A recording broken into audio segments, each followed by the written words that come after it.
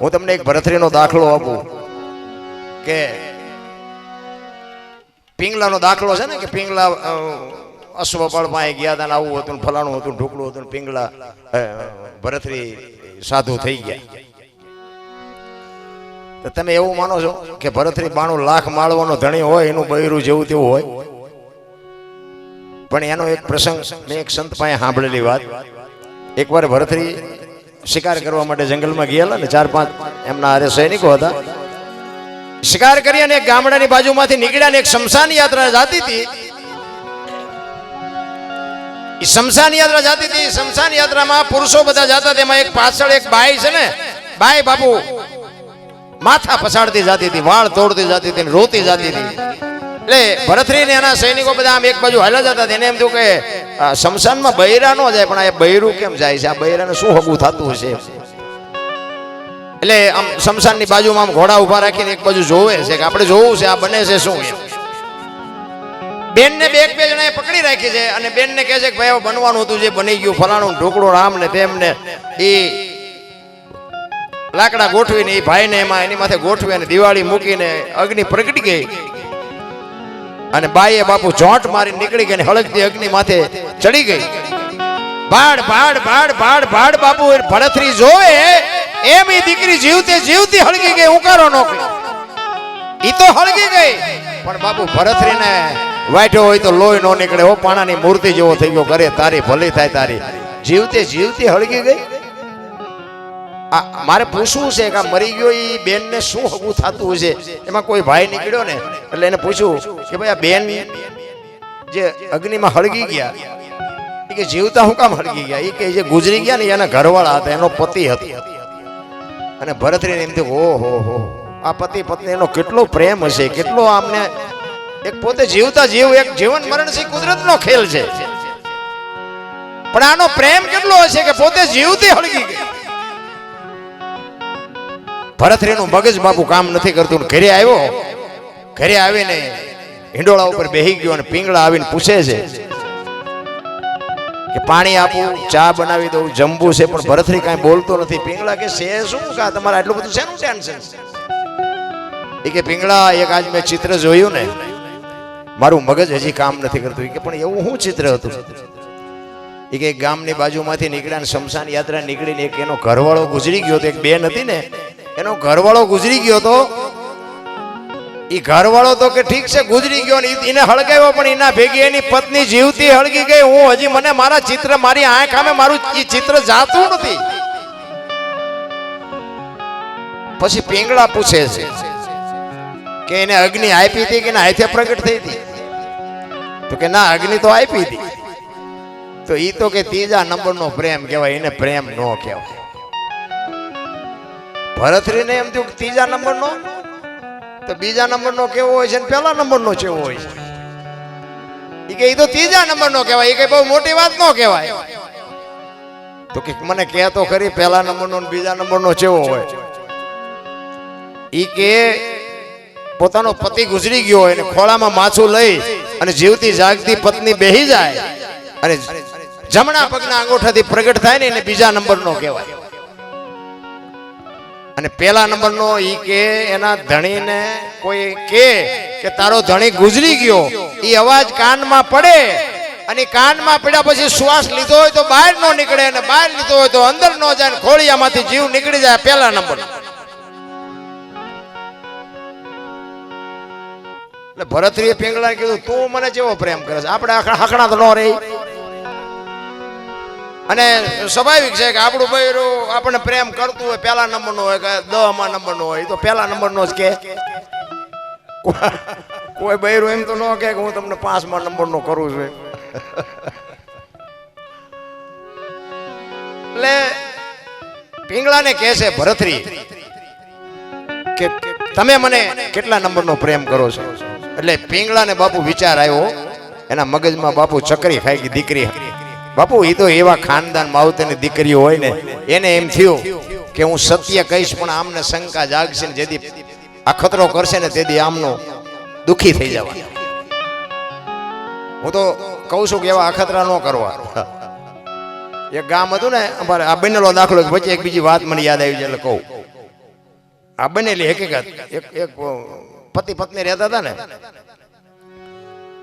બેન ઘરનું કામ કરતા હતા, ભાઈ ખેતીનું કામ કરતા હતા. એટલે બેન ઘરે રસોઈ બનાવતી હતી ને, એમાં પેલું પાપડનું એક પડીકું આડું આવતું હશે રોજ. એટલે એના પાપડ શેકી નાખું કે ચેદુના પડ્યા છે, હું મારો ઘરવાળો બે ખાઈશું. પાપડ પાપડ શેકી રસોઈ બનાવી, ઓલો આવ્યો અને જમવાનું આપ્યું. હવે જો સાના માના ગુડ ખાઈ લે તો વાંધો નહીં, પણ હાથે કરીને ઊભું કરે પછી રોતાય નથી આવડતું.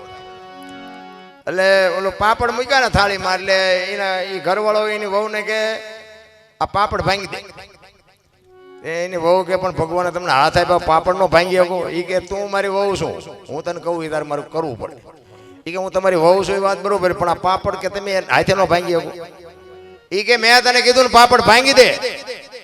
તમે તો બાબુ હરખો મેળવો ભાંગી દે ને નો ભાંગી દે. બેને કીધું નથી ભાંગી દો. બોલો કે ભાંગી દે, ના કે નથી ભાંગી દો. પાપડ નો ભાંગ્યો, ઘર ભાંગી ગયું. હાલો તમારે જોવું હોય દેખાડો. એ રખડે બે. હવે આ ઘરના વંટોળિયા ઉભા કર્યા કહેવાય કે નહીં? ભરથરી પિંગળાને કહે છે કે તું મને કેટલા નંબરનો પ્રેમ કરે છે? અને તેથી બાબુ પિંગળા ભરથરીને કહે છે કે દરબાર દરબાર પ્રેમ હું તમને પહેલા નંબરનો કરું છું, પણ આ ખતરો ન કરતા ને રોતા નહીં આવડે. જો બાબુ એમનામ ઇતિહાસ ન થાય. અને એવું બાબુ થર્ડ ક્લાસ બૈરું હોય નહીં, આવો ખાનદાન માણા હોય, 92 લાખ માળવો જેને દૂધતો હોય ને ઈ બાવા નો બને. ઈ કે હું પ્રેમ તમને પહેલા જ નંબરનો કરું છું, તમે સહેજે શંકા ન રાખતા. અને અખતરો કરશો ને તો રોતા નહીં આવડે. ઈ કે ના ના અખતરો નહીં કરું, પણ એમાં આપણે હકણા રહી. 400 મહિનાનો સમય થયો ને, ફરીને પાસે ગયા કંઈક શિકારમાં, એમાં વળી પછી આ વાત યાદ આવી ગઈ. એનો ભાઈ વિક્રમ ભેગો એના ભાઈને કીધું કે તું જા, મારો તારો બે ઘોડા લઈને જા. અને તારી ભાભી એમ કે તમારા ભાઈ ક્યાં ગયા? એટલે તમારે એમ કહેવા, તારે એમ કહેવાનું કે સિંહના શિકારમાં કાયમ આવી ગયા. એનો ભાઈ કે પણ શું કામ આવું ઊભું કરો? નહીં કંઈક ડખો થાય છે. એ કે હું તને કહું એમ કહીને હું તારા કરતા મોટો છું. મોટા દી ઉઠાડે એવો કોઈ નથી ઉઠાડતું. આપણે પછી નો આવવાનું સ્વીકારવા પડે. તમે જોવો ઓલા ગાંડા પાગલ રખડતા હોય, બજારમાં રખડતા હોય, એનેથી માણા આગા હાલે. કપડાને ઠેકાણા ન હોય, નાયો ધોયો ન હોય, એનેથી માણા આગા હાલે ને કે ગાંડો હાલ્યો ગાંડો. ઈ ગાંડાએ બાપુ કોઈના ઘરમાં ચોરી કરી, ઈ ગાંડાએ કોઈની બેન દીકરીનું બાવડું પકડ્યું, તો એનેથી માણા આગા હાલે. ના ધોળા ઉજળા લુગડા વાળા તો દુનિયાના પથ્થારીઓ ફેરવી નાખી તો એના ફરો દુનિયા રખડે છે. ગાંડા બાપુ ભૂખ્યા હોય પણ કોઈના ઘરમાંથી કોઈની લારીમાંથી કોઈ કેળું ન ઉપાડ્યું, મને ભૂખ લાગી છે હું કેળું લઈ જાઉં તારું. અને ઉજળા લુગડા વાળા દુનિયાના નકરા બૂસ જ મારે, તોય બધા એના જ ભરવા કરે. ઈ વિક્રમ ને કીધું કે હું તને કહું ઈ કર. અને વિક્રમ આવીને ઈ અટારી ઉપર પિંગળા ઉભા છે. આમ અટારી ઉપર હાથ રાખી પડખે દાસી ઊભી છે. અને આમ દરવાજામાં ઘોડા લઈને બે વિક્રમ આવ્યો. અને પિંગળા પૂછે છે વિક્રમભાઈ તમારા ભાઈ ક્યાં ગયા? વિક્રમ ઘડીક બોલતો નથી કે હું તમને કહું છું ક્યાં ગયા તમારા ભાઈ? કે ભાભી મારા ભાઈ સિંહના શિકારમાં કાયમ આવે, સિંહે મારી નાખ્યો. એટલું કીધું ને બાબુ જીવ નીકળી ગયો, આમ નામ હાથ રહી ગયો કટારીએ. દાસીએ કીધું રાણીને કે હાલો, આમ હાલો એમ કીધું તો રાણી પડી. તે બધાને થયું કે તો રાણી ગુજરી ગઈ. અને બાબુ ચારે બાજુ વંટોળિયા સડ્યા. પિંગળા વયા ગયા, મહારાણી ગુજરી ગયા. મહારાણી અને બાપુ હવે 92 લાખ માળવાનો ધણી, એનું બૈરું ગુજરી જાય પછી દશા કેવી થાય? કેડી ઉભરાય માણા ઉભરાણું. ભરથરી આવ્યો, આવીને જોયું પિંગળા તો ગુજરી ગઈ. ત્યારે નક્કી એને થયું કે પ્રેમ પહેલા નંબરનો, પણ હવે શું? હવે હું કરવાનું? અને માથા મીડ્યો પસાડો. પિંગળા પિંગળા પિંગળા, મને આવી ખબર નહોતી. કોણ એને કે, કોણ જવાબ આપે? બધા સંભાળે ભરથરીને કે ભરથરી રાજા જે બનવાનું હતું બની ગયું, ફલાણું ઢોકળું. પણ ભરથરી બાબુ પાગલ જેવો થઈ ગયો. ગુરુ મહારાજ ને બોલાવ્યા ને બધી શમશાન યાત્રા નીકળી ને વાહે ધૂળ ને બાસકા ભરતો આવે, વાળ તોડતો આવે, કપડા ફાડતો આવે. ગુરુ મહારાજ ગુરુ મહારાજ ગુરુ મહારાજ કાંઈક કરો, ગુરુ મહારાજ કાંઈક કરો. ગુરુ મહારાજ ની આંખોમાંથી બાપુ આહુડા મીડા પડવા. અરે દરબાર તમે ઊભું કર્યું છે ને, હવે મારે હું આમાં કરવું? જીવન મરણ છે, કુદરતનો ક્રમ છે. આ તમે આ ઊભું ન કર્યું હોત તો તમારે આ કરવાની જરૂર શું હતી? મને આવી ખબર નહોતી, મને આમ નહોતું, મને આમ નહોતું, એમ કરતા કરતા કરતા કરતા શમશાને ભોગી ગયા. પણ ત્યાં તો ભરથરી બાપુ ગાંડો પાગલ કકોર થઈ ગયો. ગુરુ મહારાજને એમ થયું કે કદાચ ભરથરી પાગલ થઈ જાય, પિંગળા ગવાઈ ગઈ, પણ આ 92 લાખ માળવો નોતારો થઈ ગયા. ભરથરી કદાચ પાગલ થઈ જાય છે તો 92 લાખ માળવાનું શું થાય? સદગુરુ બાપુ, સદગુરુની તમારી જો ભાવના હોય ને તો તમારી ચિંતા સદગુરુ કરતો જ હોય. પણ તમારી જો કંઈક સદગુરુ પ્રત્યેની તમારી લાગણી, કંઈક તમારો ભાવ હોય તો સદગુરુની દ્રષ્ટિ તો બાપુ શિષ્ય ઉપર હોય ને હોય. પણ સદગુરુને તમે, હું તો એમ કહું છું કે કોઈ નથી માનતા એવું ન કહેવાય મારે, પણ 90% બાપુ કન્ફ્યુઝ બંધાવી છે, કોઈ માનતું જ નથી. મારા જેવી અમુક મારી વાતો થોડી કડવી લાગે, પણ હજી તમે સમર્પણ કર્યું જ નથી સદગુરુની પાસે. સમર્પણ વિના બાપુ કોઈ વસ્તુ શક્ય જ નથી. હું તો અહીંયા 29 વર્ષથી 29 વર્ષથી અહીંયા આવું છું.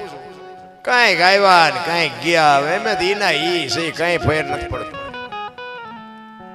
તો ઘણા એમ કે પણ તમારું હાલી ગયું, પણ અમે આ તળિયા ગઈ છે, તમારે કાંઈક તો ગવવું પડે કે નહીં?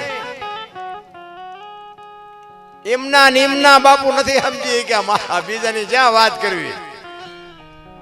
વાવ્યા વગર કઈ ઉગે નહીં અને વાવવું પડે, એની માટે રાહ જોવી પડે. પાદરા તમે વાવીને ગાડા લઈને જાઓ તો એમાં શું ફરવાના તમે? જરૂર તો બાપુ સમજવાની જરૂર છે. એક ઘડી આધી મેં પુનિયાદ કંઈક કરવાની જરૂર છે. એમનામ કઈ મેળ પડે એવું નથી. રામ ગુરુ મહારાજ ને એમ થયું કે હવે આ ભરથરીનું શું કરવું, પાગલ થઈ જાય. અને એમાં કુદરતને વાત રાખવી.